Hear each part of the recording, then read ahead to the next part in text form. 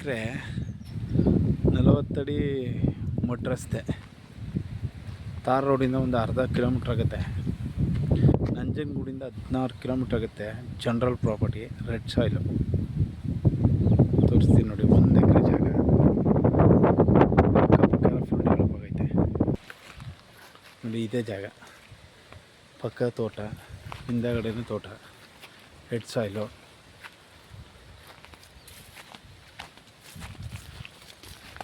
ತುಂಬ ಚೆನ್ನಾಗೈತೆ ಜಾಗ.